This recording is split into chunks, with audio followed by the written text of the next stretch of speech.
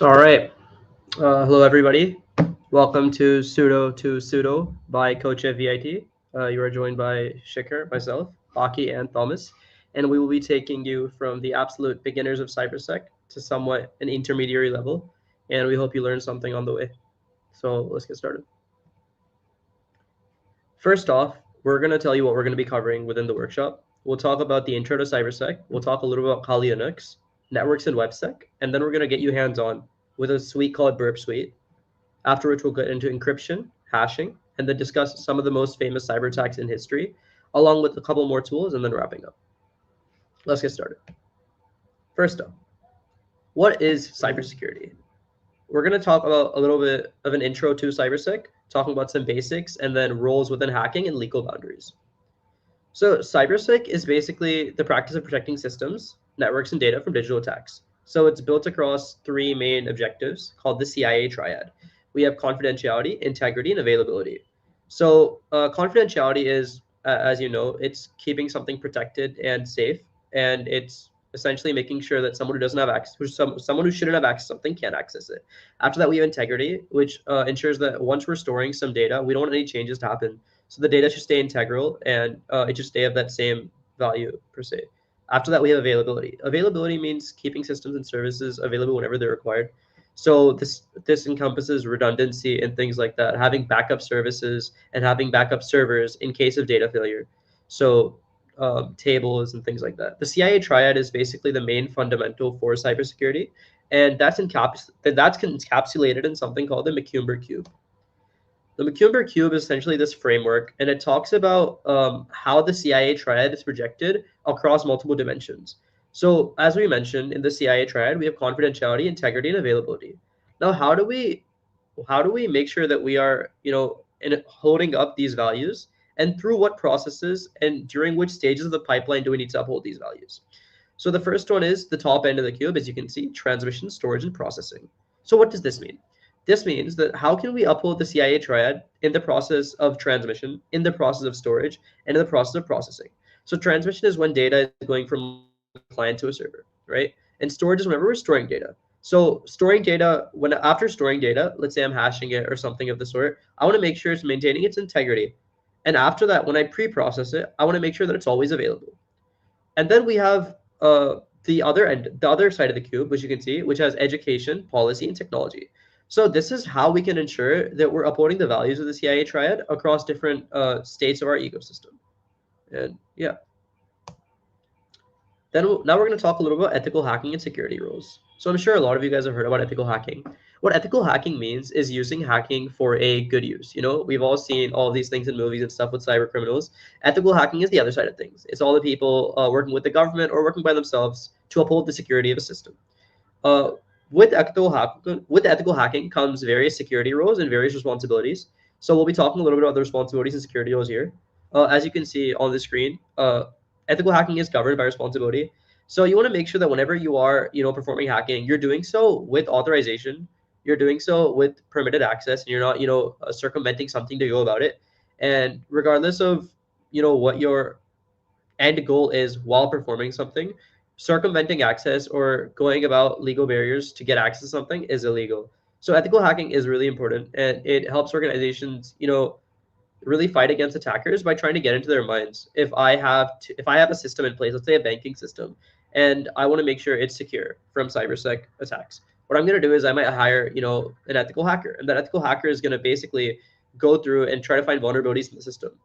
And when he finds vulnerabilities in the system and establishes something called find different types of 0 days and backdoors, which we will talk about later, he can then go back and be like, hey, this is a vulnerability I found, this is a vulnerability I found, and then the system can make sure those vulnerabilities don't appear up again. They can patch those. So doing this, in a way, it works like a bug check to make sure that those vulnerabilities aren't open for people to exploit for malicious use. So now we'll talk about the 3 types of hacking mindsets. So we have white hat hackers, gray hat hackers, and black hat hackers. So what do these mean? A white hat hacker is what we just talked about. It's an ethical hacker. So it's authorized professionals who are leveraging cybersecurity techniques and security techniques to go about improving the security of a system. They're trying to find these weaknesses and exploit them, but not for their own personal gain. A gray hat hacker, they kind of like the name suggests, they operate in an ethical gray area. Often what they do is they find these vulnerabilities and they find these exploits, and after that, even if they don't have the most clear permission, after finding them, they decide to proceed in whichever manner they choose to. So they're kind of in the middle of both white hat and black hat. Black hat on the other end is all the cyber criminals and things you hear about.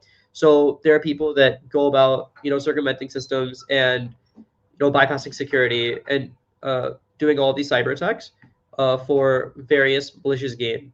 And we'll talk about it. Like, there's a bunch of different types of black hat hackers.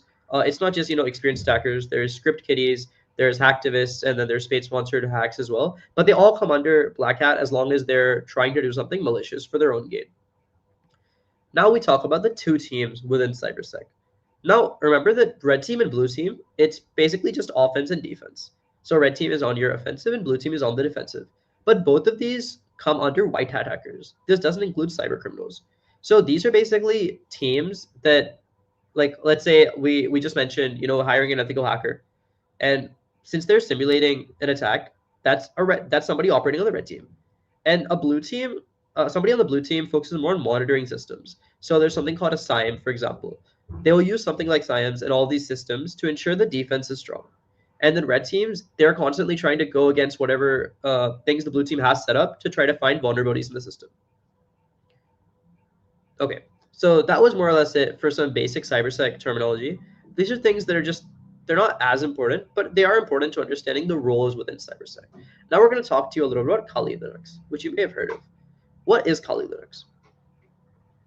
So Kali Linux is basically, it's a Linux-based operating system, and it's used mainly for security testing. Why is it used for security testing, you may ask? Kali in itself has a lot of cybersec modules built into it, and being open source, it's really easy to go about performing various cybersec techniques. So it allows us to, for example, perform penetration testing, analyze networks using different types of modules and services. And then it also lets us practice attacks in controlled and legal environments, including performing them in labs, which you will also hear about later when we talk a little about Burp Suite. Okay, now everything that happens on Linux happens on the command line.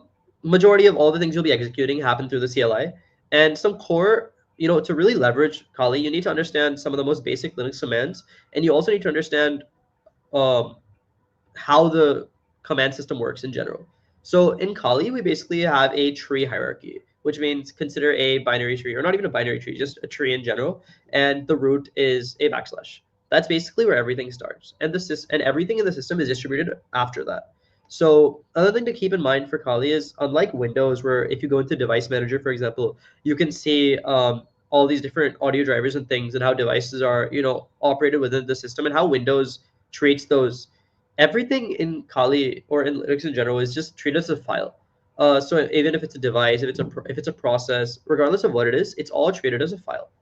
And something really important in Linux is permissions. So we'll talk about that at the end of going through some of the commands, like sudo, for example.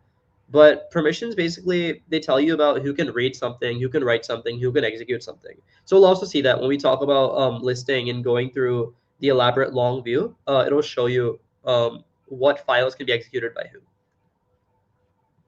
Okay, now next we have a couple of Kali Linux commands.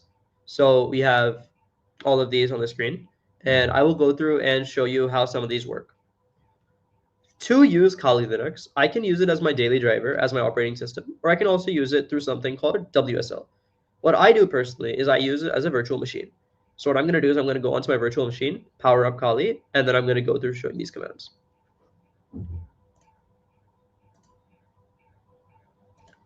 Okay, so while Kali is powering up, let's talk a little bit about some of these commands. So whenever we have commands in Kali, these are just some basic commands to go throughout the file system. These aren't necessarily cybersec modules or anything of the sort. This is just to get your way around, maybe make a file, be able to read a file, and access files, and understand the directory in general. So we have pwd, for example, and what pwd is, it just shows your it shows your exact location in your directory, starting from slash. Are you in Kali? Are you in home? Where are you? It completely displays that for you. After that, we have ls. Ls is basically list, and we have different types of ways to use ls. So we have ls, and we have lsa, ls-a, and ls-l. So ls-a, it lists all. It shows you hidden files as well. Well, ls-l is basically, it's the longer version of ls, where for everything it shows you all the permissions and everything as well. After this, we have cd. cd is your main navigation tool you'll be using in Kali. Going from one file to another file, or rather going from one directory to another, you'll be using cd, which is change directory. After that, we have cat, which is used to display the contents of a file. And then we have mkdir, which we can use to create directories. So what you can get from this is the majority of these commands are just used to, make directories, delete something from a directory, write something into a file, or then as mv, moving files, removing files, and changing file permissions and things like that.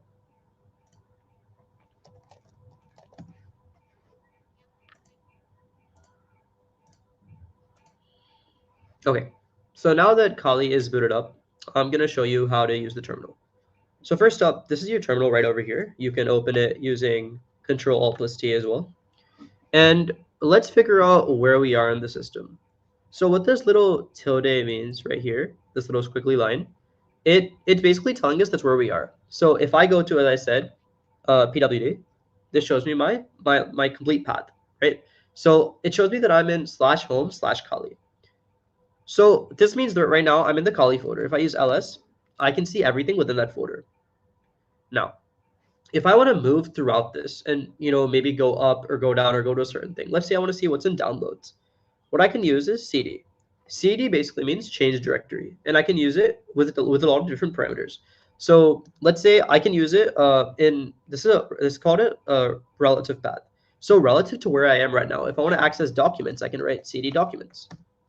And now if I do pwd again, or as you can see up here, it says I'm in documents. What I can do instead is I can also access this path in a different manner. For example, let's say I want to go to the upper directory. What I'm going to do is cd dot. If you see what cd dot does, it basically does nothing. Dot means where I am right now, and I'm changing directory to that point again. But if I do cd dot, I'm moving up a directory. You see I'm back to where I was before. And I can go all the way up. And now that I'm at the backslash, which I said is the root of everything, if I do it again, you'll see I end up at the same place because I'm already at the top. Now, let's say I wanted to go back to where I was earlier. So I want to go into documents. So now what I could do is I could go to, let's say I want to go to cd home, and then let's do cd. What I can do is I can use something called an absolute path. So I can do backslash. The moment I do backslash, it treats it as a absolute path. Slash documents. Sorry. And if we do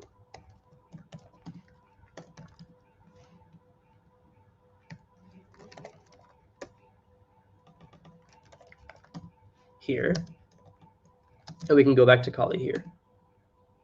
Right, so this is how we can navigate throughout the system.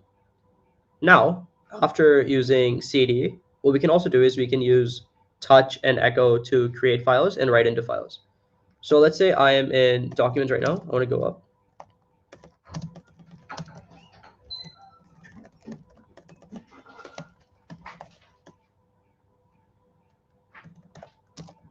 Oh, also, let me show you ls as well. So right now I am in home instead of Kali. So I'm going to go to Kali first. And let me list everything, all of my directories here. What I can do is I can do LSA, and this shows me everything within this. So I have desktop documents downloads, and what LSA does is shows all of my hidden files as well. So --bash_logout, for example. And if I do LSL, this shows me the permissions, and this is the same thing long. So it shows me, for example, drwxr, and this means it's a directory. I have read, write, read, and it basically shows for each group the permissions I have. So now again, since I am currently I'm here, I will go to, let's say, CD downloads. And now that I'm in downloads, what I can do is I can see everything here, and as you can see, it's empty. If I do ls, it shows nothing, and I can write something into this. So what we can do is we can make something called touch notes.txt. What this does, it basically makes a file called notes.txt. And what I can do is using cat, I can see what's in that file. Currently, there's nothing in the file.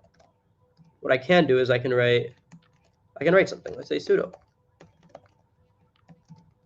and I can put that into notes.txt. Now, if I was to do cat notes.txt again, it's showing me sudo. Okay. Now, what I can also do is I can move or replicate, or I can do a bunch of things using commands here. For example, mv. Let's say I want to move notes.txt to notes1.txt. Now, what's happened is, what mv essentially does is, if we see contents of this, it moves something from one location to another, or from one file name to another. So when I've moved notes.txt to notes1.txt, as you can see, it's basically in this situation, it's basically just renaming it. But I can do this with different commands, and it has various operations. Now, what we can also do is we have something called chmod. After we have all of these things, we can also, before getting to chmod, let's make a directory. So let's make a directory, mkdir/text. So now when I go through everything, it will also show a testing directory here. Now I'm going to navigate to the testing directory using cd. And let's say I want to make another file. What we can also do, instead of directly doing this, is instead of writing and using touch every single time, I can directly use echo.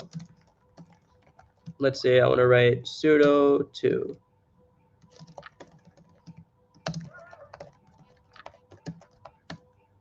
right, and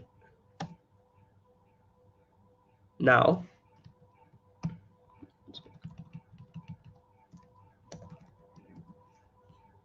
if we do LSA, we see that we have notesfollow.txt here.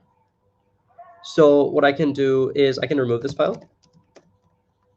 And when we use rm, we have different types of flags here. So we have rmr, we have rmrf. So rm is used to remove a file. RMR is for the same. And when it depends on file locations and things like that, but rmrf is basically used to force remove. So whenever using rmrf, it's a pretty pivotal command. We need to make sure that since it's critically removing it, we need to make sure it's doing the same safely. So what would happen if I do rm? Now, as you can see, it's no longer here. So these are basic things on knowing how to navigate through, your file system here. Another thing we have is we have chmod and sudo. So before with chmod, the way chmod works is it's basically it changed the moderator permissions. So what I can do is I can do, let's say this is for an administrator, and let's say I was to have, a script file. So this is what a script file would be. And whenever I do this, whatever this does, it's a silent command, meaning it won't return anything to me. But what it's doing is it's going to make the permissions for scripts.sh. It'll make it run by admins. So again, let me see what I have here, for example. So again, you can see I have nothing. I'm going to touch and I'm going to do this. And if you do the same, you can see everything I have. Now, if I was to do, sorry.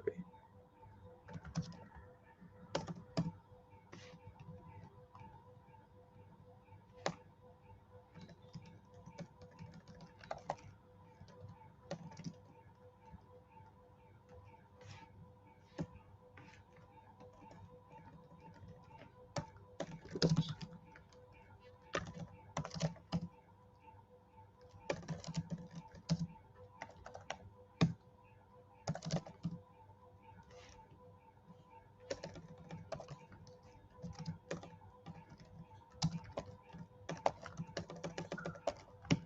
So if I was to do for the same file name, I forgot to write nar. What you can see is when I list it again the next time, it's a silent command, so it won't return anything. But you can see that it's become green, which basically shows that I've updated the permissions. For sudo, for example, what I would do is, let's say sudo is basically it's the same thing as running something as an administrator. So if I wanted to, let's say I want to install something, I would write sudo preceding it, and that would just let me install it with admin permissions or privileges. One more thing we do have in Kali, this is for reading through a file. So let's say I have notes1.txt here. What I'm going to do is, if we do note cat of notes1.txt and notes1.txt, it says sudo. Now let me go to, and let me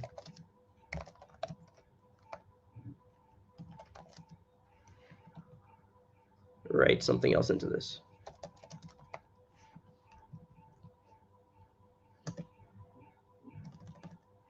Oh yes, notes. Right. So what I can do is I can use something called grep, and what grep does is it basically lets me, search files for something. So let's say I wanted to search this for something. What I can do is, without actually being in that point in the file explorer, like without actually opening the file, it basically acts as Control F.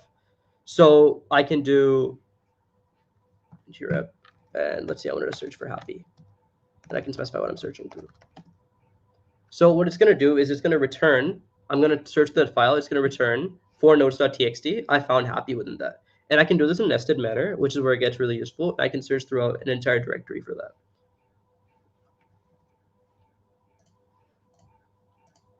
Okay, so that is more or less everything we've used. We didn't cover mkdir. Mkdir is just used for making directories, and you can use it with different types of flags. So, oh no, we did. If you wanted to make, let's say, multiple directories, I would do this, let's say. And then as you can see, it's made 3 different directories. But what I can also do is I can do this, and it'll make a nested directory. So if I wanted to make if I wanted to make cat inside happy instead of text, I could use mkdir with the flag of p. Okay. Now, again, that was a pretty basic introduction to Kali, just, using it to as a file explorer, essentially, and just knowing how to put things into it and extract things from it. Now, let's talk a little bit about networks and web security. So when we talk about cybersec within NetSec and WebSec, what we're essentially doing is we're talking about one of the most pivotal aspects of cybersecurity, because everything happens through networks and on, websites. So when we talk about why network security is so important, within NetSec, we talk about how, packets are sent over servers, and how things like, we'll talk a little bit about DNS and things like that. And there's various, cyber attacks that can happen at each stage within those. And with web security, we'll talk a little about different types of web exploits like CSRF and XSS and where those come into play. So let's talk a little about web communication. Now, web communication as a construct is extremely basic. We have client and then we have a server. Okay. So whenever we have a client and a server, the way it works is the client tries to send a request. So we'll talk about HTTP requests as well. But whenever the client tries to send a request, it'll get a response. But when the client tries to access a resource, for example, let's say I'm trying to open something, or when I'm opening something, I'm triggering an API. That request gets sent to the server. And whenever the server gets this, it'll process it and it'll send a response back. So when we talked about HTTP requests, we have responses as well, and those will come back and kind of layer back. And after whenever whenever a request is sent, if it's accepted, the response will come back, or then you'll get the status code or the request code or whatever. So this keeps happening across various layers of the network. So we'll talk a little about those type of layers. So the first thing we have is your DNS. So you might have heard of DNS before. So DNS is basically like it's the phone book of all the IPs. So it's whenever I type in google.com, I'm actually routing that to an IP. That's actually being routed to an IP, but I'm not typing in that IP. So the DNS basically saves that. So the domain name gets resolved to an IP address essentially. Then we have TCP. TCP is Transmission Control Protocol, and it's basically used to establish connection. And what it does is it uses a three-way handshake. So we have SYN, SYNAC, and then ACK. So SYN is used for synchronizing something. We have SYNAC, which is the acknowledgement that something's being synchronized. And then after that, we have after SYN and ACK is happening, we have acknowledgement coming at the end. So when we say each of these stages can come with a cyber attack, what I mean is, for example, DNS. We have something called DNS spoofing. We have something called DNS hijacking. So really making sure that each layer is secure is extremely important. Within TCP, for example, we have something called SYN flooding.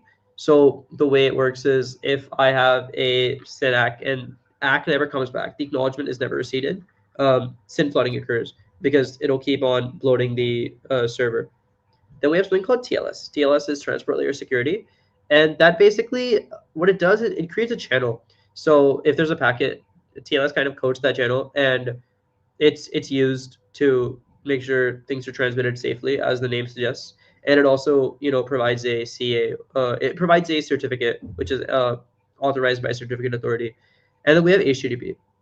This is, hypertext transfer protocol, and it's, it basically just it's the main thing here for websites as well, and it basically just it handles the requests and the responses between both the client and the server.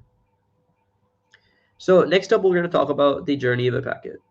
Whenever a packet travels through for this whole client to server thing, the first thing it does is it goes to the DNS, right? This is what the diagram shows. So as you can see, it goes to the domain. It goes for domain name lookup, and that domain name, whatever I'm typing in, let's say google.com, that gets returned to an IP address, let's say 8.8.8.8, and that IP address gets returned.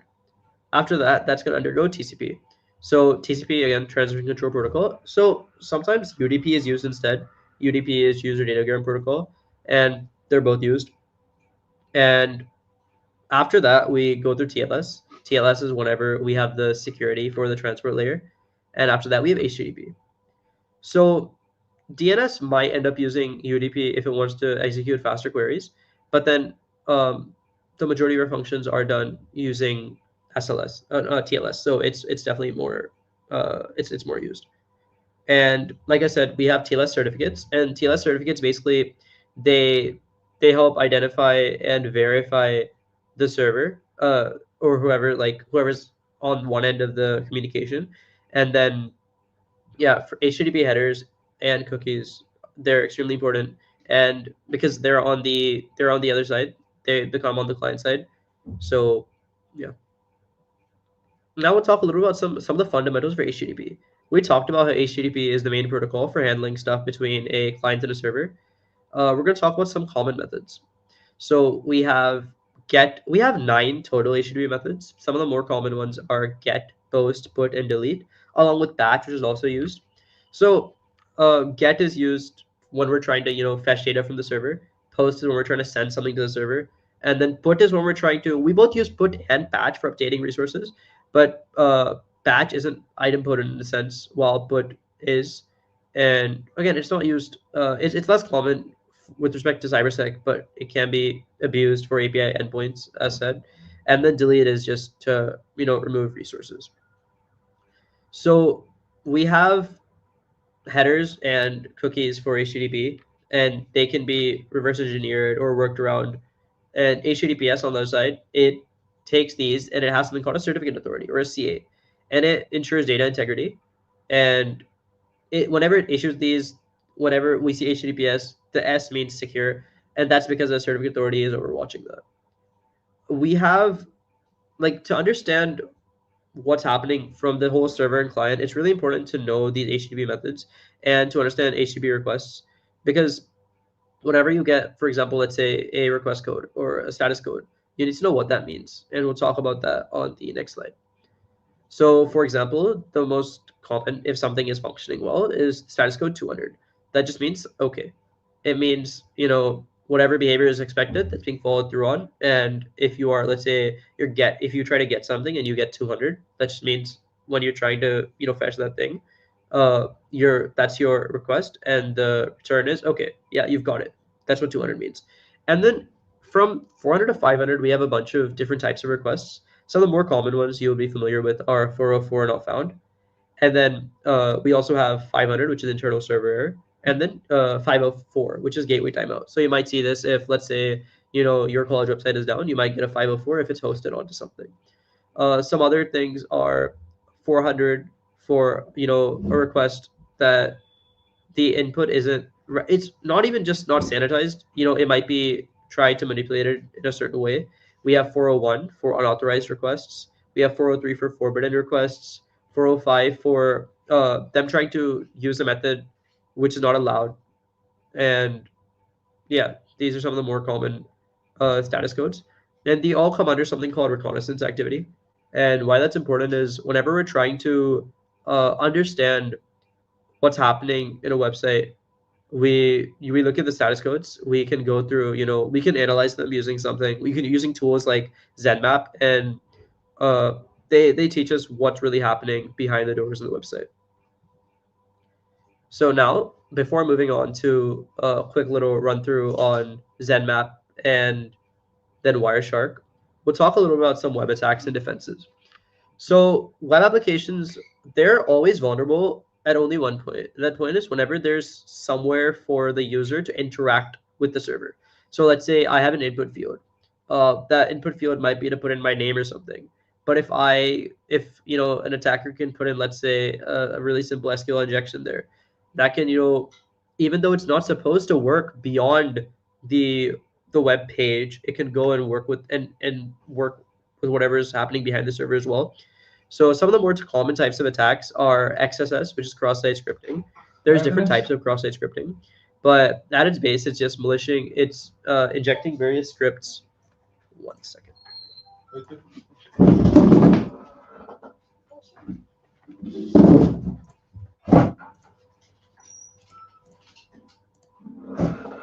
So it's putting malicious scripts into web pages. Again, like I said, there's different types of cross-site scripting. But it's whenever, let's say I have a JS script and I'm parsing that into a web page, and it's altering how the web page interacts with its own data and with everything. That's what cross-site scripting is. Then we have CSRF, which is cross-site requested forgery. So it's basically when a user is logged in to, let's say a website or something, and I can use CSRF. What it stands for is cross-site requested forgery.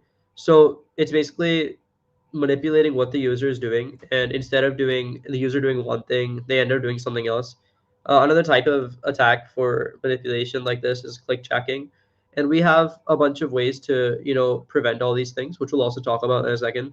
So we have SQL injections, which are just injecting commands through various input fields to manipulate the database. Like I said, for example, then yeah, to make sure that our website is clean from these, we need to always understand that we don't give any validation to inputs that are given, and we make sure we sanitize everything. So that means there are some fields that should be input only, and those things shouldn't be parsed beyond that. And there's a lot of policy ISP And for example, if you were to go on a random website and try to ingest a random JS script, let's say you have an ingest script that performs some malicious activity and you try to inject that onto any big website, you'll see that the moment you try to go into the console and ingest it, it won't be run because of something called CSP. So CSP is used to prevent XSS and just protect web pages from malicious JavaScript ingestion in general, and then parameterized queries and prepared statements. So this, it talks about SQL injections, for example, always trying to prevent the use of parameterized queries. So one type of SQL injection, for example, is or 1 = 1, and to make sure that that input isn't actually getting processed anywhere past just the main web page, I have to make sure that I have prevention for those things. Okay, now before you get into the next section, which is the introduction to Burp Suite, we'll be covering two softwares. We won't spend too much time on them, but the two softwares we'll be talking about are ZenMap and Wireshark. So what are ZenMap and Wireshark? So ZenMap is basically just a GUI for another software called Nmap, which is, as the name suggests, it's a network map. It allows you to see whatever's happening on a network. And Wireshark, on the other hand, is used for something called packet analysis. And we will show you a short demo on both.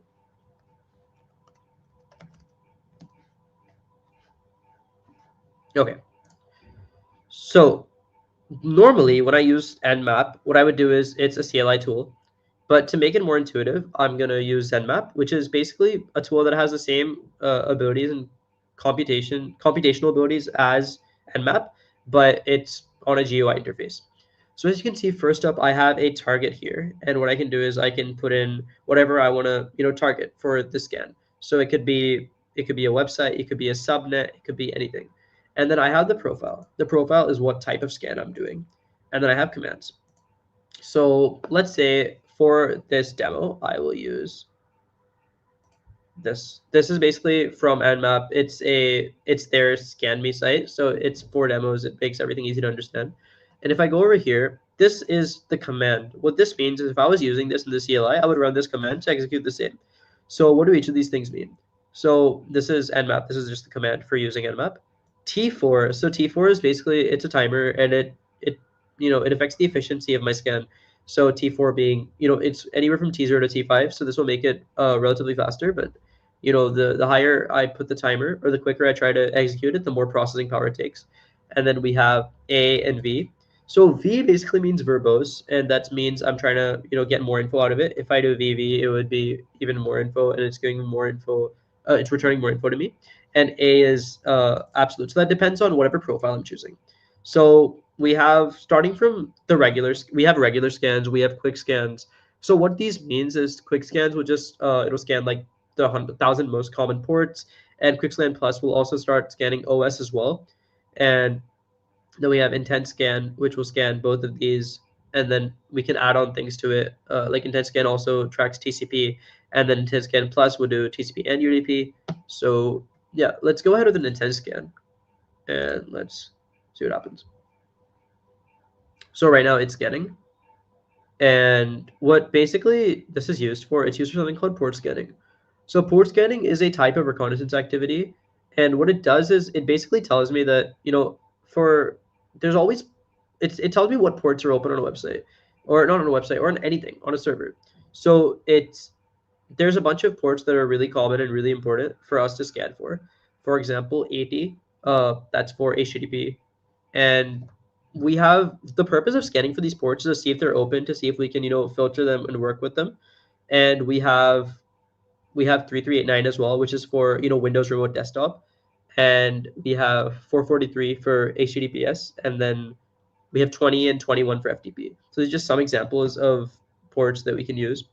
So it's saying, the scan is done, and we can see what is returned. So now what this is telling me is it's telling me what port's been scanned, and it's telling me the protocol and everything. So let's say the port being scanned, this port will correspond to something, and that tells me what it is. For example, 80 will be HTTP, and that's telling me that it's open. So the protocol used here, it's not UDP, it's TCP for all of these, and the state is open. What does that mean? So the state being open means it's listening, and it's not filtered. There's three types. There's, open, closed, and filtered. There's also a couple more, but these are the three most common ones. So open is just to say that it's accessible and it's listening, while closed means it's not listening. For example, that port isn't listening. And then filtered is to say that we can't really tell if it's listening or not. We can't tell if it's open or closed because even though that port is accessible, there is a firewall or some sort of filtration in place. So yeah, if I go into they these are basically, they tell me from the top down what's happening, and they allow me to scan anything. I can scan a local subnet or anything of this sort, and that's what all of these things tell you. So there's also the topology, which shows you basically the network ring from your device onwards to what's happening. Obviously, I'm scanning this from my device, so I wouldn't show that because it will show my IP. But it's basically showing, between this and this, what's happening. So there's something called there's hops, for example, in networking, and it tells me how I'm getting from this local IP to scanme.nmap.org. That's essentially what this does. So this is used for port scanning. After ZenMap, we're going to talk a little about Wireshark. So what Wireshark is it's basically for packet analysis. And it lets me, again, analyze a network. And let me give you an example. So whenever I have all these options, I can choose to analyze a certain network, for example, my Wi-Fi. For demo purposes, I will show you the loopback traffic capture, which is basically local capture. So whenever I boot something up, this is the Wireshark terminal, and we can close this. If I was to boot up Wi-Fi, for example, you can see this. This is showing how this network is working, and I can get onto any of these networks, and using captures and various filters, I can analyze how they're working. So now this is for loopback traffic capture. That's basically analyzing everything local to my system. So if I want to go ahead and ping something, let's say I ping this. This is just a local ping. What you'll see on this is it's telling me everything about it. So all of these, they'll come under ICMP because I'm pinging a local local address from my own system. But then it depends what I'm using. So if I was on, let's say, a larger ping, I could check for UDP pings, for example, or a DNS or TCP.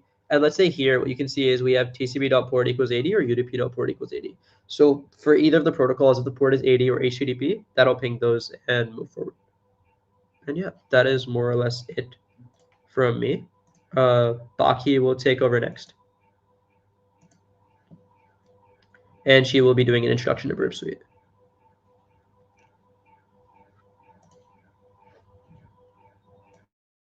Yeah, just give me 1 second.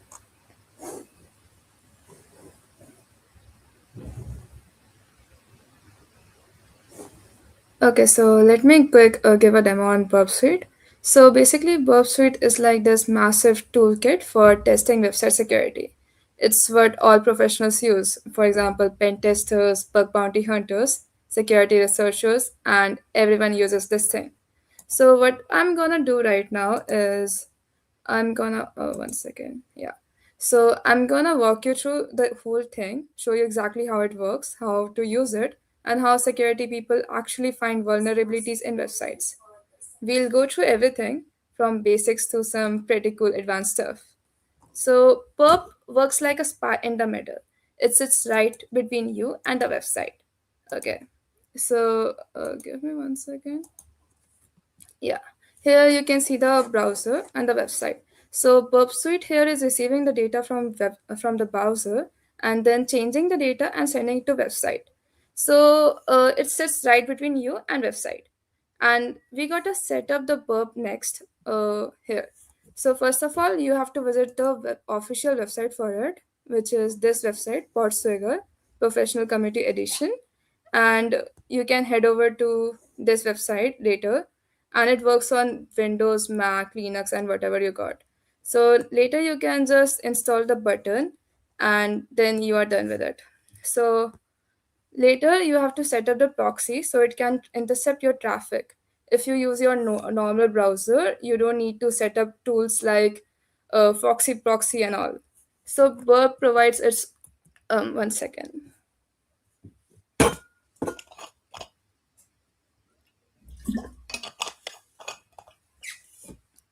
So Burp provides its own browser for this whole thing.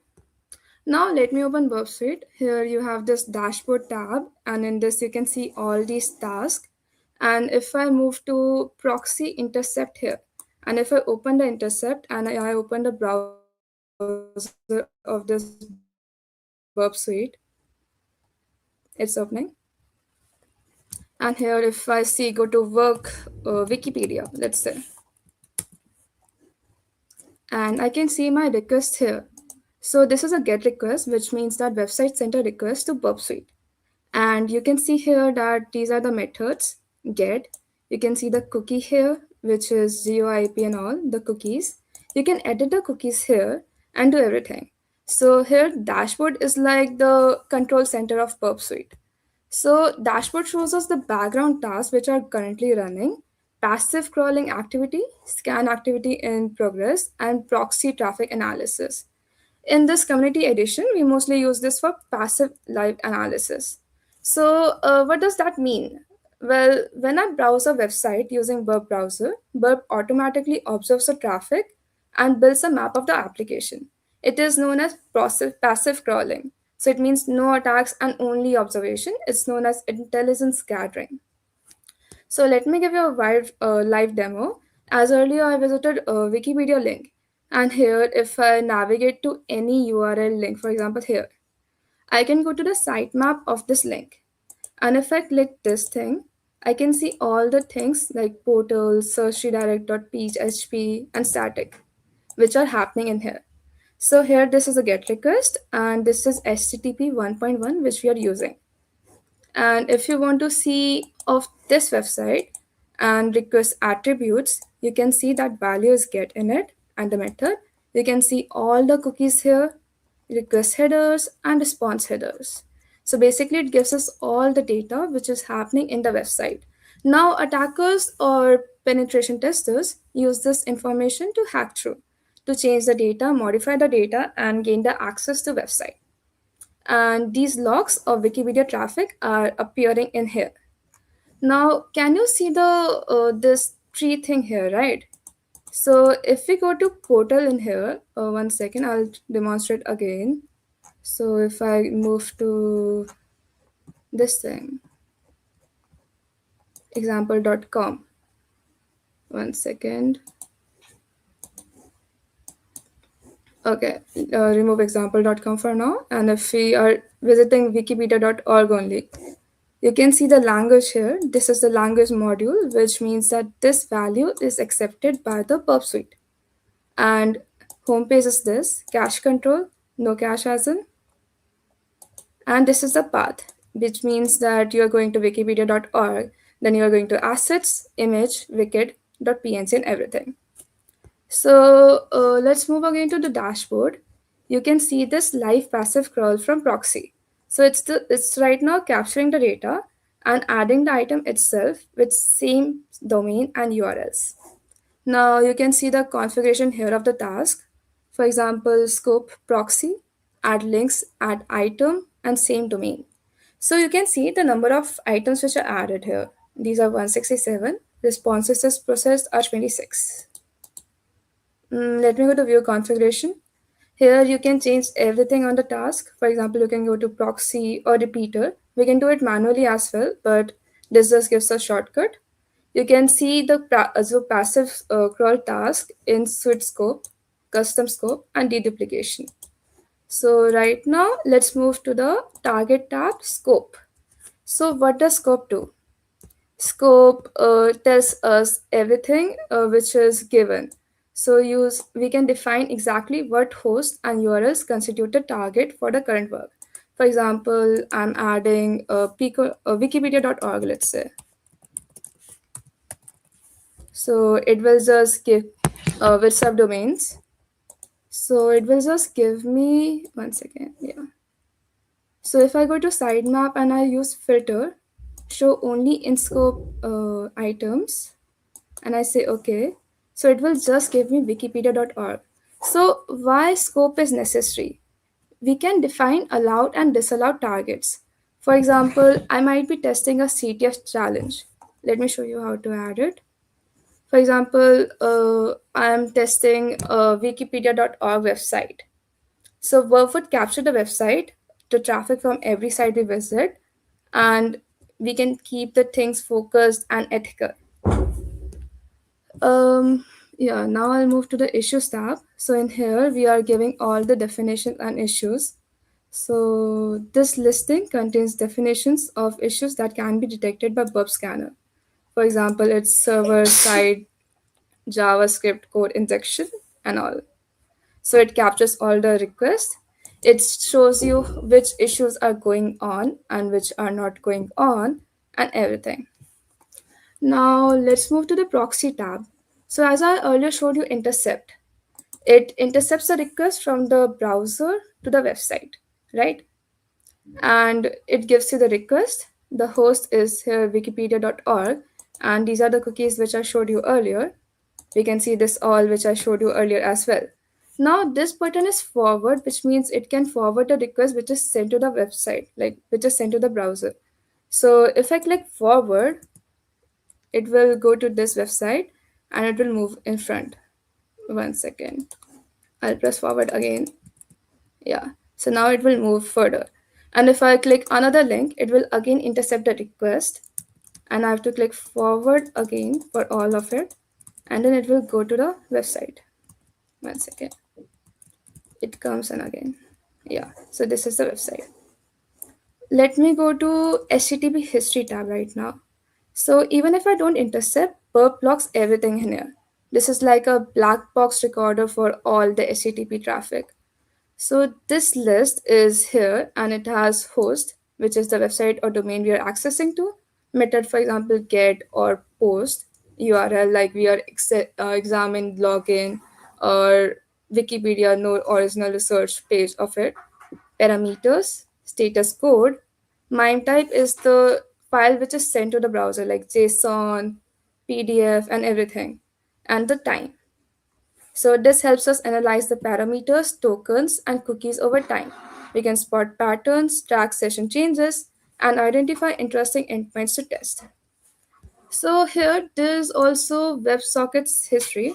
Right now it's not capturing any traffic because modern apps only use website instead of normal HTTP. And that's normal because not all sites use WebSockets, so it may stay empty. But when you are testing a chat application or live dashboard, this becomes very valuable. Now let's go to the match and replace action. So in here, you can see all the things which are going on, and you can click the option on the proxy which is add. So in here I can change the match thing, I can change the headers in here, and it will appear everywhere. For example, I'm replacing the header as x demo header, Burp was here, then it will, and I'm adding the comment which is demo header injection. So it will create a new rule and will create a brand new header to every request automatically. Mm, and if we have also added X demo header verb was here in this, and we say replace user agent to hack browser, then we can see that all the browsers are same, like the header of the browser is same, and we can bypass the browser detection or test API endpoints. Now, if this is done, let's go to the proxy settings. Here you can configure the proxy settings, and right now default settings are enough, but if you need to test on a different port or configure HTTPS interception, this is where you do it. Let's move to the intruder column. So in this, let's go to a link in the HTTP history, one second, and let me send it to intruder right now. So in this, it can see this, you can see this, and it's a perps automation engine. So instead of testing one input manually, we can test hundreds or thousands automatically. It's used for brute force attacks, fuzzing, SQL injection, XSS testing, and parameter discovery. Let me move to another login page. One second. Let me move to web browser and let me type here test php. One second. php world.web.com, and in here let me add the subdomain which is login.php. One second.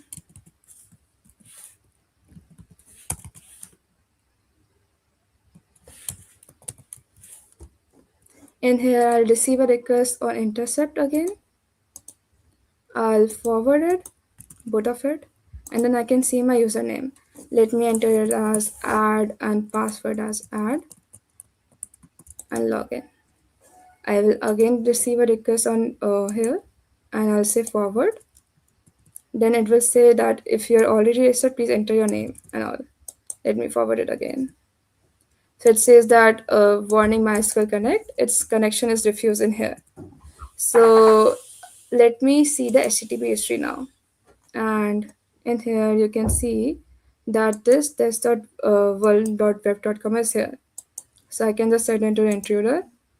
I'll see this again and I can add it like, one second, it's not adding. And okay, let me send this to there.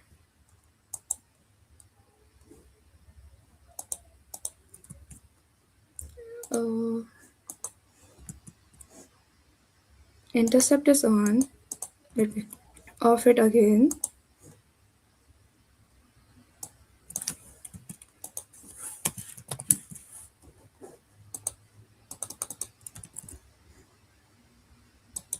Okay, so basically what integer does is if we are saving here and if we are adding it in this and if we have some many commands here like we can admin password, we can add these commands and these requests will be the dummy credentials which are being sent to the website.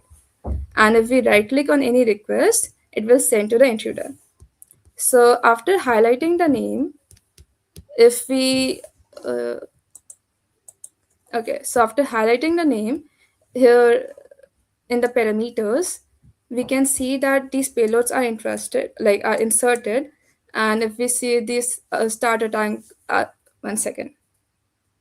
If we see this start attack thing, we can start the attack and it will go to the cluster bomb. Cluster bomb does it tries every username with every password combination. For example, if I have 5 usernames and 5 passwords, it will try all the 25 combinations. Okay. So now let's go to the repeater tab. So what does repeater does?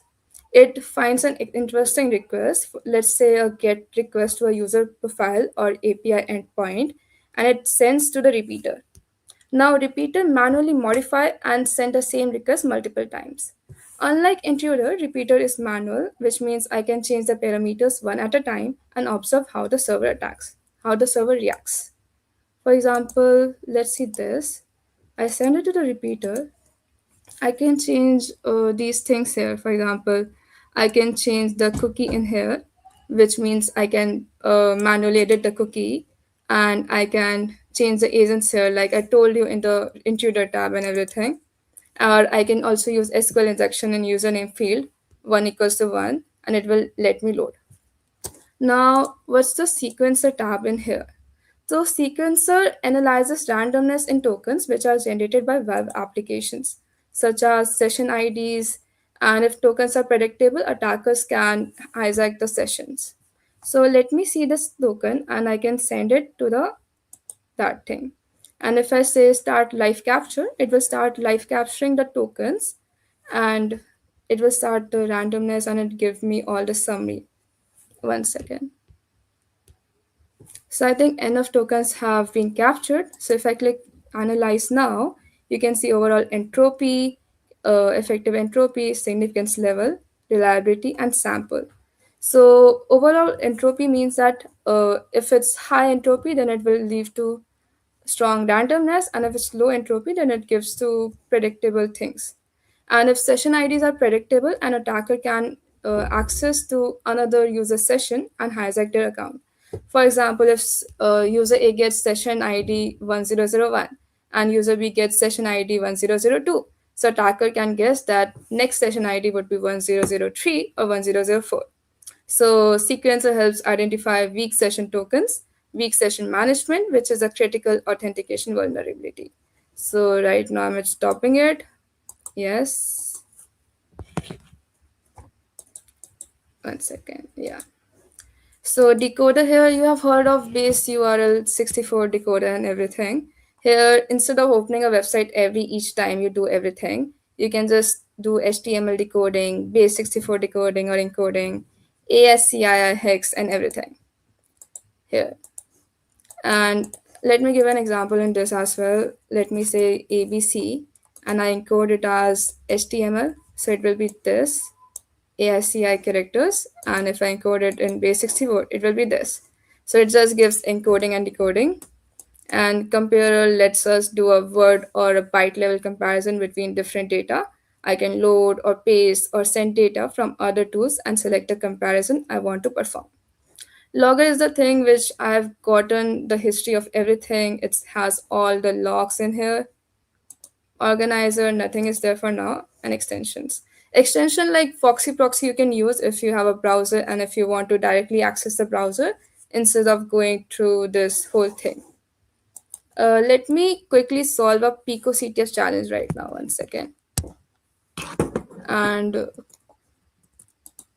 yeah, so if I launch the instance of intro to perp here, and it's starting the instance right now, and I'll go to here to find a flag, and I'll just copy this link and open it in my perp browser. One second.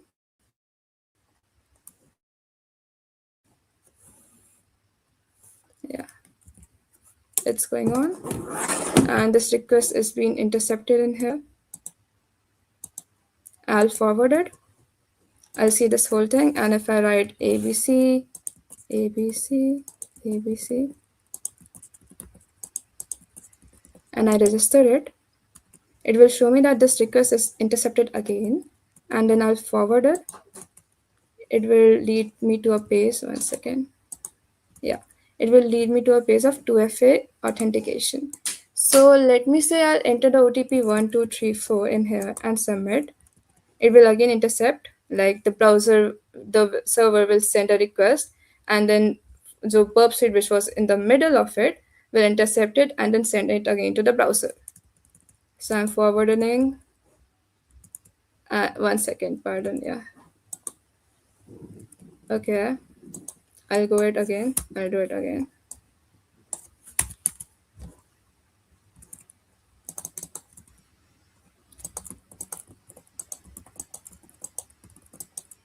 It's registering in here. I'll forward it again, and then it will tell me OTP, which I'll submit. Yeah. So here you can see that this is the post request, which is being sent from the dashboard to the burp suite. And you can see this cookie session and all. So if I just remove this column at OTP, I can just access everything in this.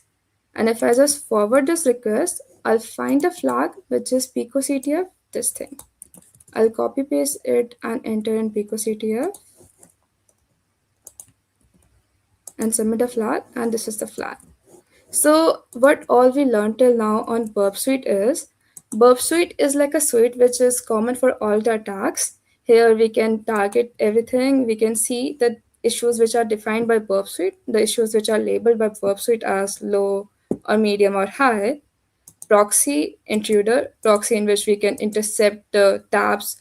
We can see the HTTP histories, WebSocket history, match and replace, and proxy settings. We can configure the proxy settings here, as I mentioned before. Intruder in which we can send the attacks to the website. Repeater in which we can edit the request which is being sent from the server, and the response which we send from there. Collaborator which is for Burp Suite Professional only for now. Sequencer in which we can randomize and everything. Decoder in which we can encode and decode. Comparer in which we can compare the word or byte level comparison. Logger in which we can see the logs, and organizer and everything. So burp suite is something which is very important for solving everything. And here I'm done with my burp suite presentation, and I'll let uh, Thomas handle the rest. Thank you. All right, guys, just a second. I'll get my presentation up.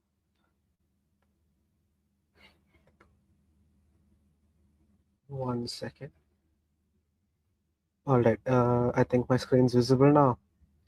And all right. So now Shikhar and Paki have covered the basics of cybersecurity and protocols, which you guys will be facing in like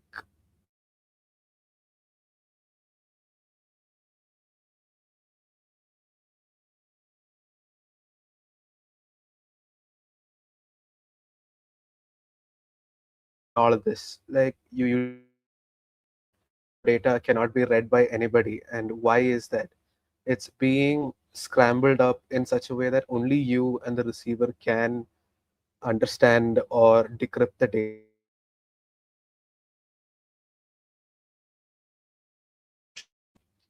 Encryption. Encryption is basically a way of turning your data into a format which only you and the receiver understands. I think one of the earliest and easiest ones to understand is the Caesar cipher, where basically all he used to do is suppose he had hello, each letter would be shifted up X amount. So suppose I take one. So H1 would be shifted up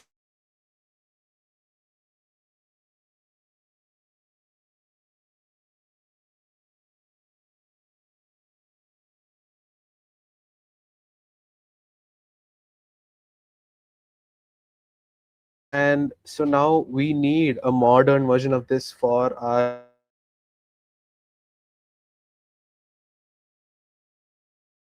accessible to people who have like who have the proper access or specifically you as the sender or the and now here's the real main problem. You have to truly understand what encryption is, you have to understand what all constraints you have to satisfy.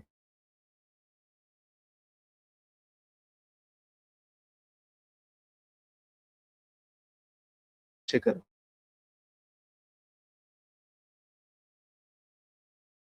in such a fashion that everybody can see all communication between us.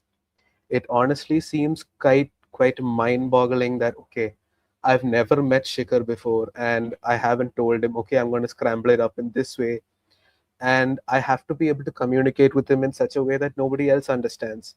And another constraint that we are faced is since we are working with protocols and like computers, the rule book or like the technique you use to hide your data is also public. Say in 2018, okay, I am going to use some random ass method which is not known to the public.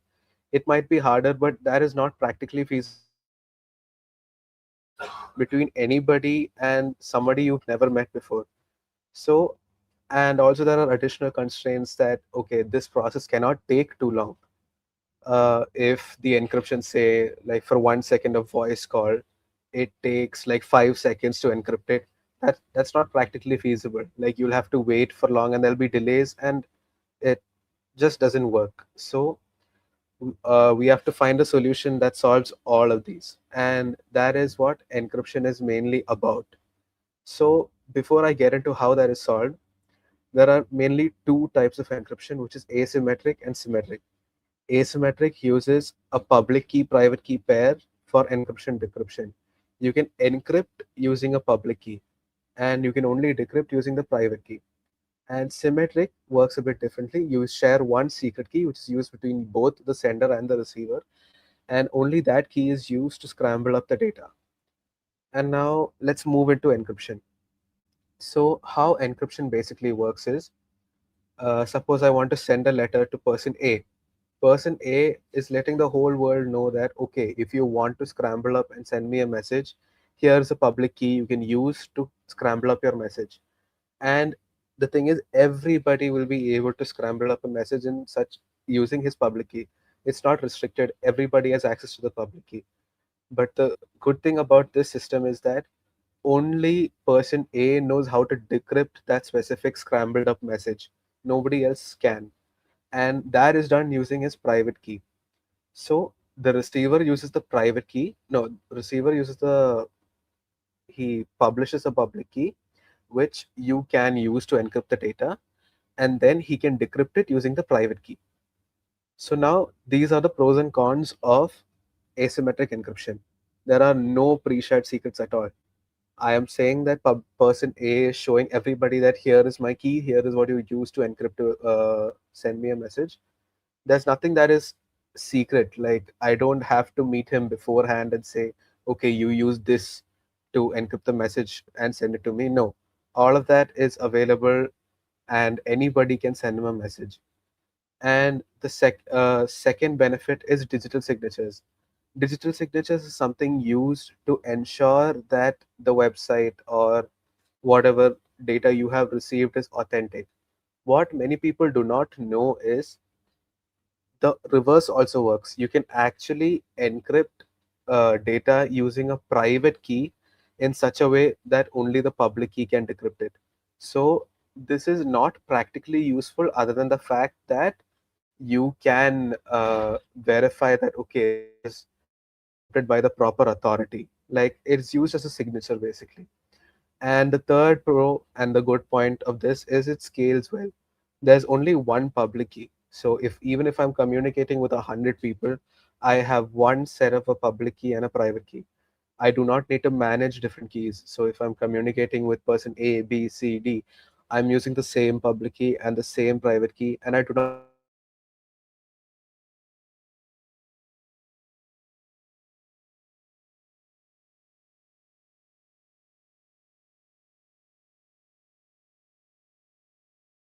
keys. I believe it's 496 bit keys, and though 4096 bit keys, and those numbers are very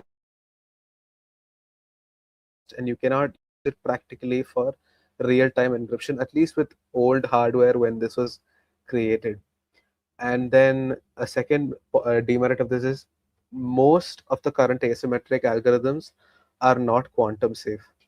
The most popular one, which is RSA, basically works by using very huge prime numbers. So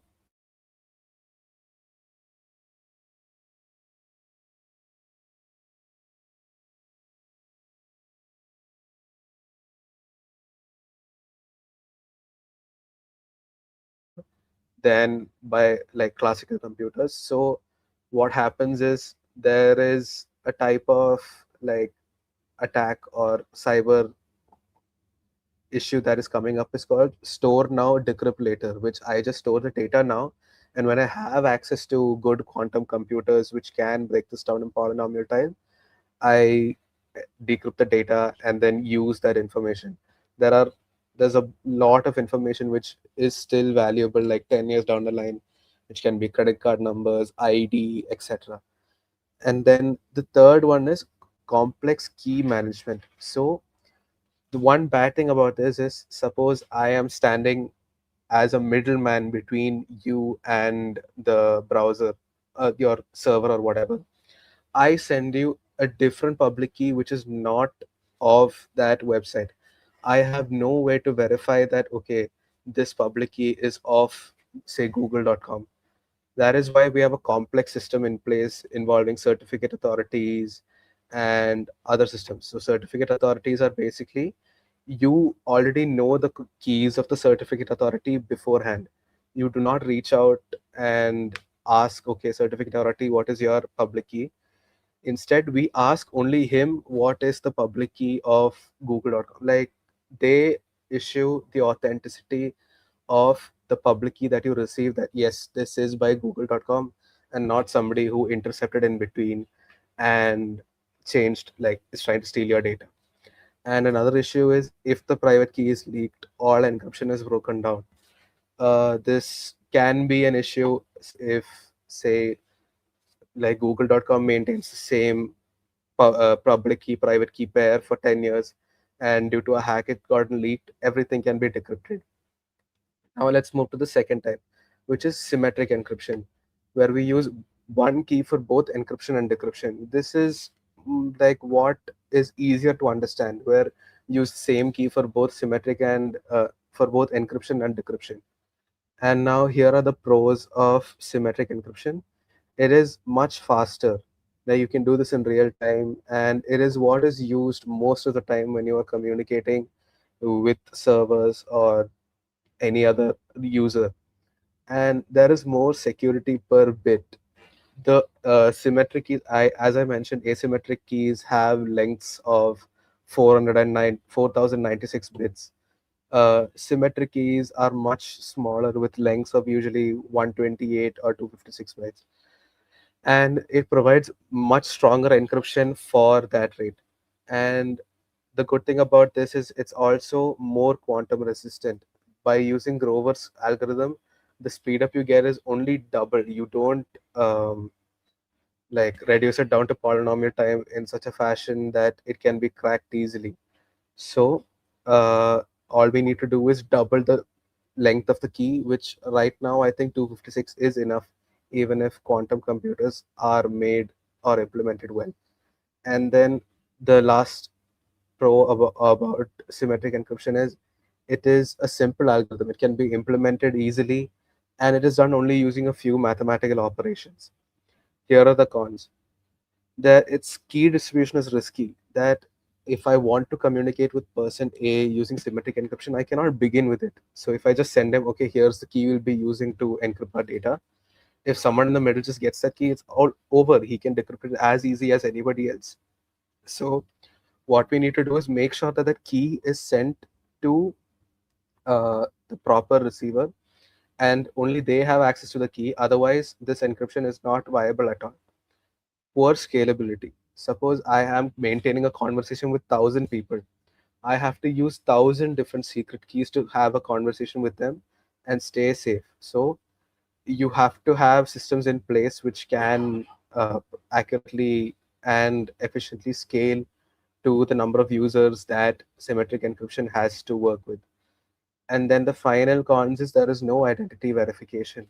So like we saw with asymmetric encryption, uh, asymmetric encryption had ways to verify that yes, this is sent by official google.com, but now symmetric does not have any of those features, and that is one issue. And as you may have noticed, most of the good things about asymmetric is in the cons of symmetric and vice versa. So what the old system we used to do was, so now the main question is how do we combine trust with speed? And that is where the TLS protocol comes from, which comes from transport layer security.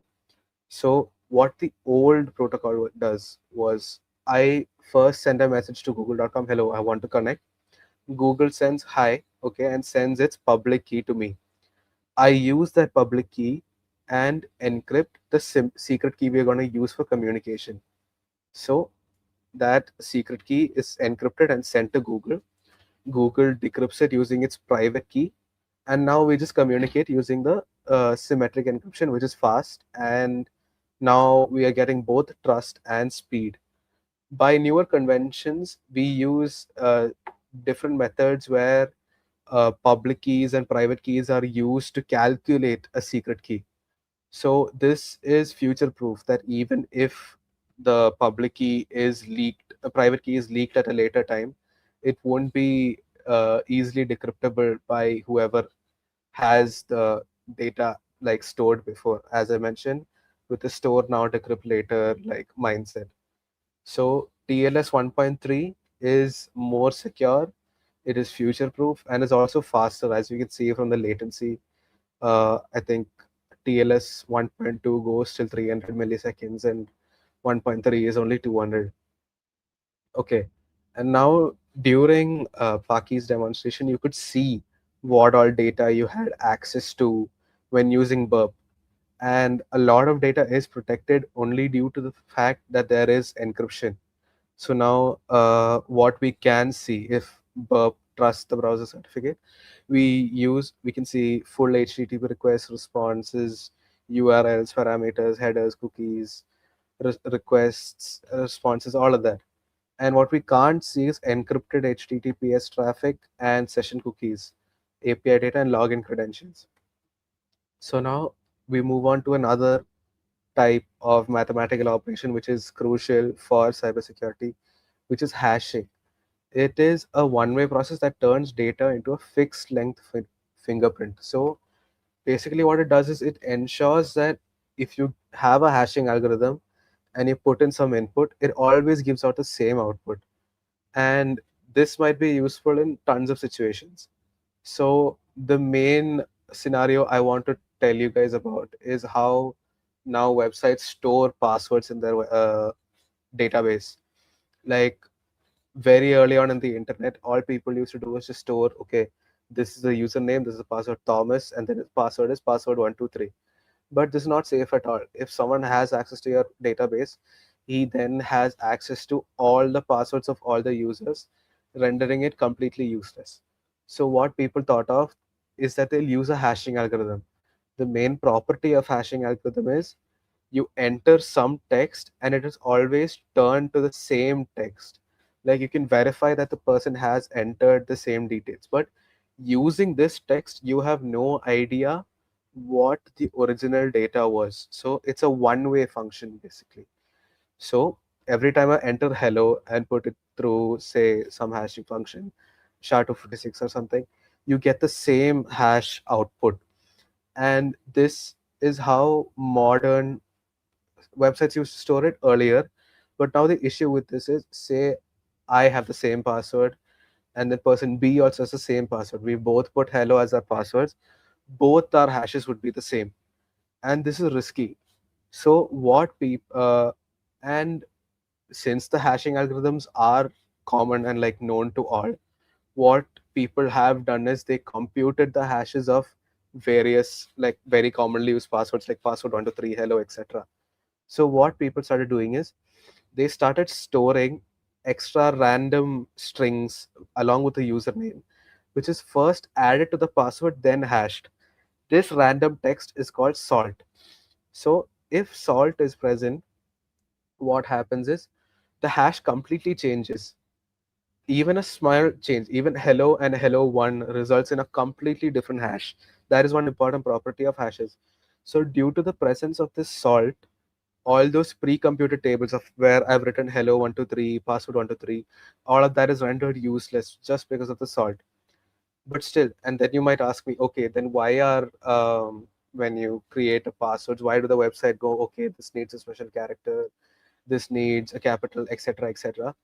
This is because even now, suppose again the hacker has access to the database, they can see the salt and they can brute force. They basically try every single combination of possible passwords and get the hash. And if the hash is matching, they've got the password. Now they have access to everything. So if they impose strong password criteria, it is much unlikelier for the hacker to be easily brute force and get that password.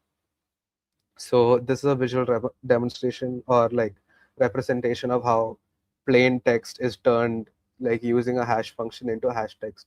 And remember that this is always a one-way function. You cannot use the hash text and turn back to plain text. This is the difference between hashing and encryption.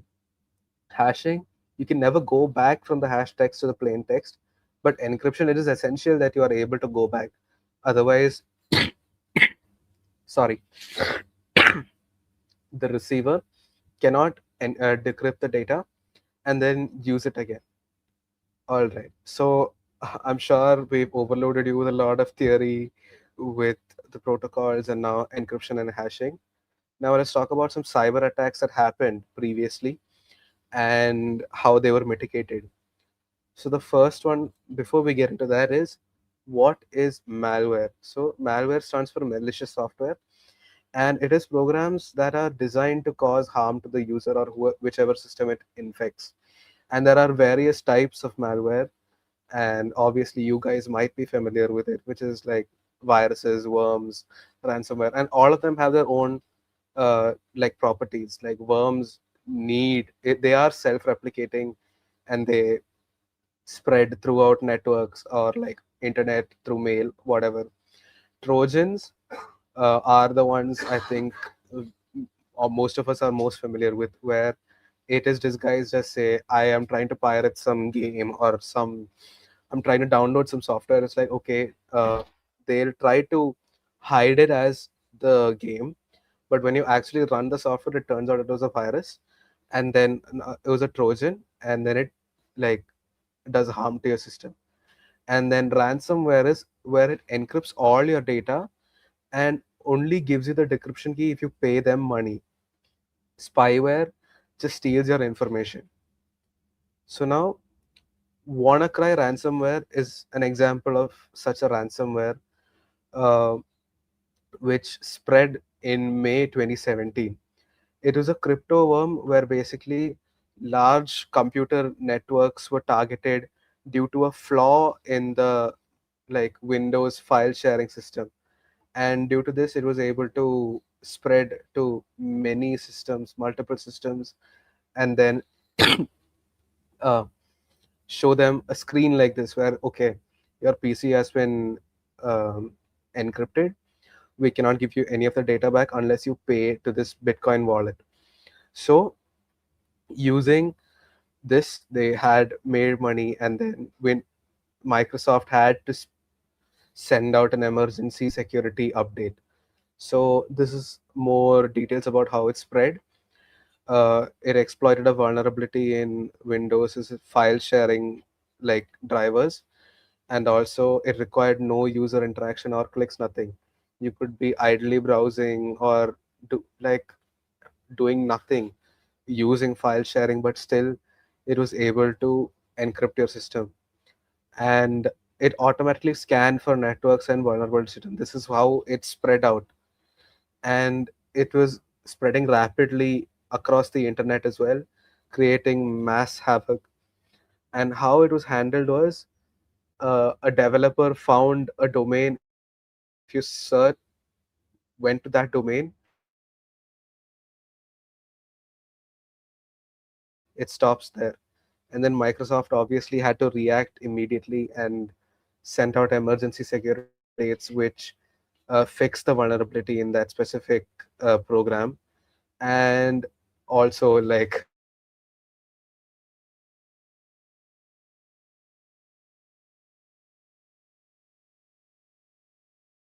were isolated from the internet or other systems to reduce the damage as much as possible. And then recovery was done using backups whenever possible, but still it had caused major issues.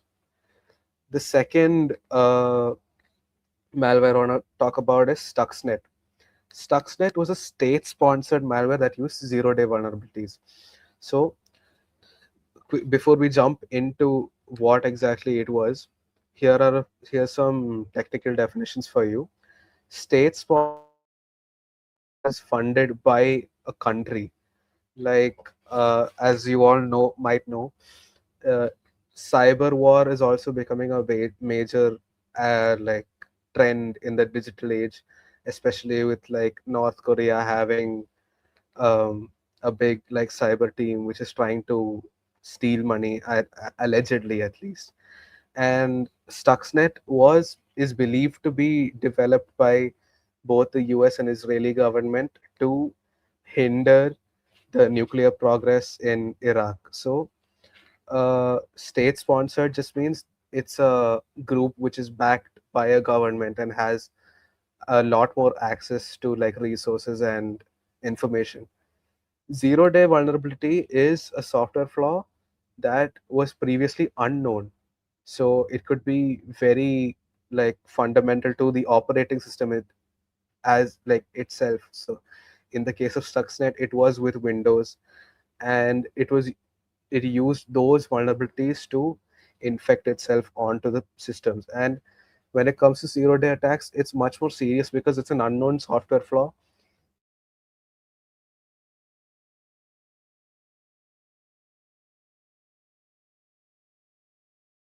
Term I want to cover is air gap networks. Air gap connected to the internet, and this provides maximum security because you cannot connect to it. There is no wired connection towards that subnet. So what is Stuxnet? Stuxnet used four zero-day Microsoft Windows vulnerabilities and spread itself laterally through networks, which basically just means through if it was on a network, it just spread from system A to B to C, etc.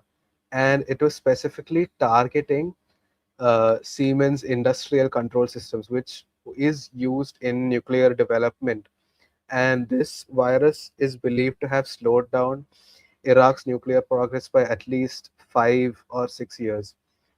And how this spread and infected the air gap networks is by using infected USBs.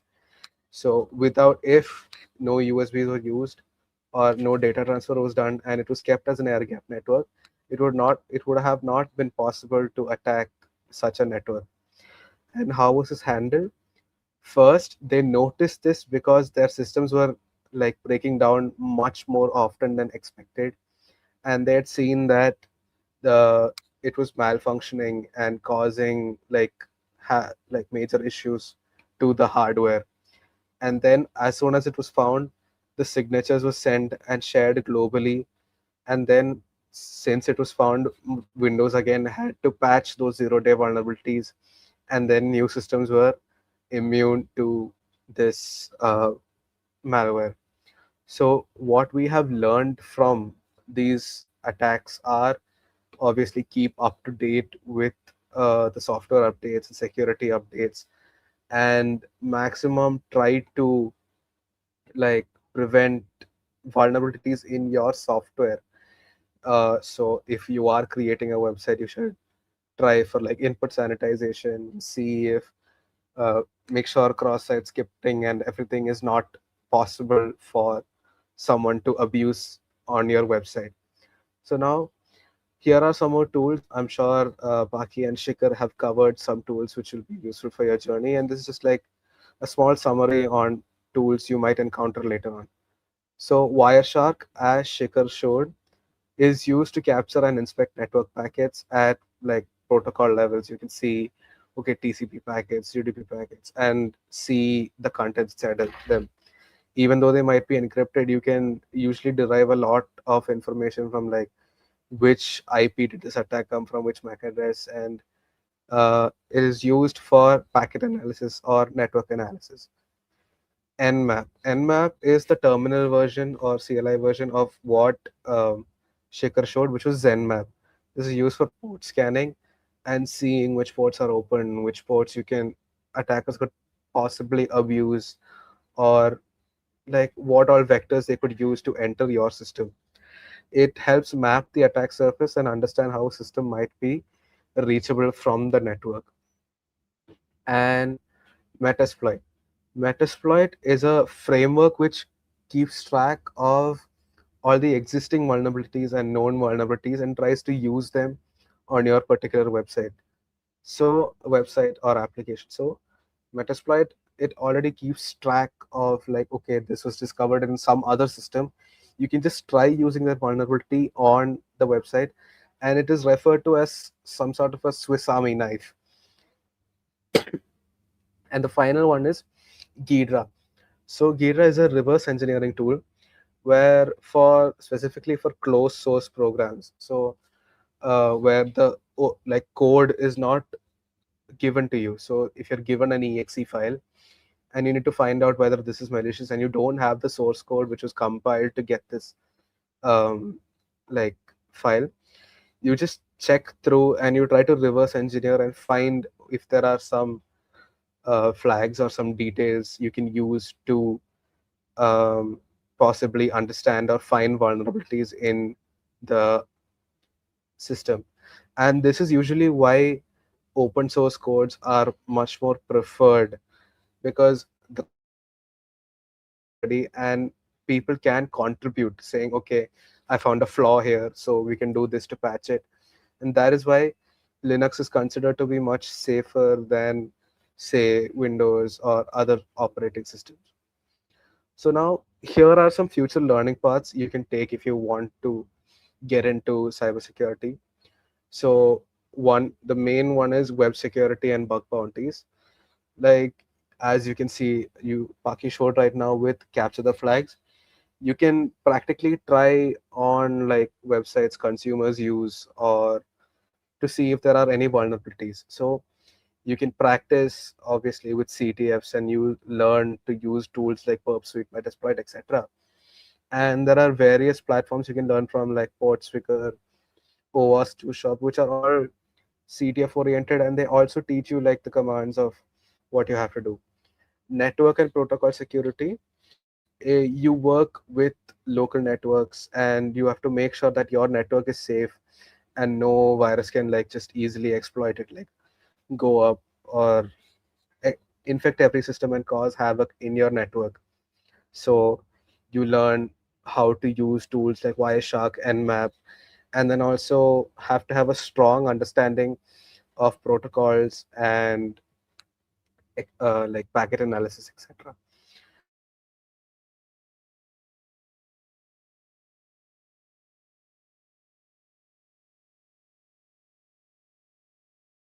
In the sense that you create your website and then you yourself try hacking into that website. So, sorry, you use tools like Metasploit and you try to privilege escalation, which is basically you try to become the admin and have access to run high risk commands or like cause harm, which is usually prevented because you don't have admin controls. And here are some other ones, as I had mentioned: malware analysis, malware and reverse engineering, where you try to work with already compiled codes and then you try to understand how that software works.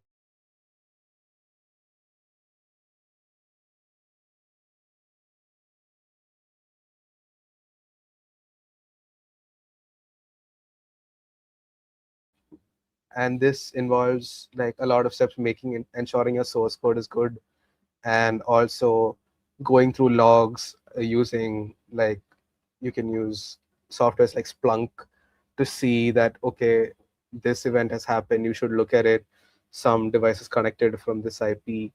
And blue team and defense is a very like commonly chosen career option. And always something that we would recommend is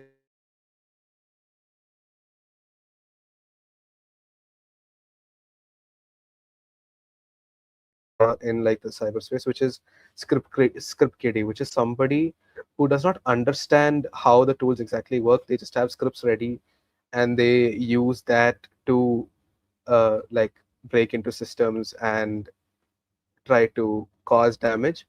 But usually scripts can only get you so far. When you have an in-depth understanding of how the system is working, how the network is structured, etc., you will be able to figure out more attack vectors you can use to.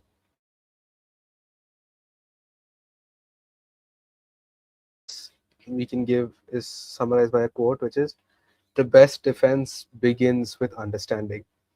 And if you guys are interested in learning more or finding more like resources to study cybersecurity, main ones you can look at are like Try Hack Me, Hack the Box. Also get hands on with stuff like CTFs, etc. All right, so I think that's it for our session today, and we this is a summary of everything we've covered today. We've built the foundations of ethical hacking, and then we've taught you like basic Linux commands you can use to basically move around in the file system, create files, uh, add stuff to the files, etc. And then how data moves across the network. We've understood that okay, like DNS, TCP. We've shown the full path a packet takes while traversing the internet, and then also uh, we got a hands-on demonstration of Burp Suite, which you can use for web pen testing and how it relates to cryptography with encryption and hashing. We've also examined real-world attacks and defenses using malware case studies u- and tools like Metasploit, and closed with secure practices and learning paths. All right, so I think that's it for our session. Do we have any questions?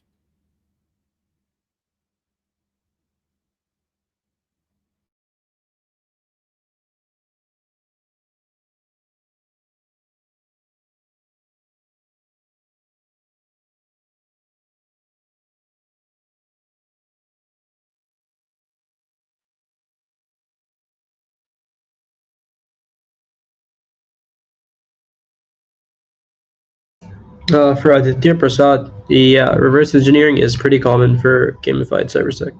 In general, it's like one of the most popular obfuscation techniques we use. So yeah, like using it's for all like we can analyze binaries using base encoding and things like that. So we do use reverse engineering, things like Ghidra as well. So they are common for sure.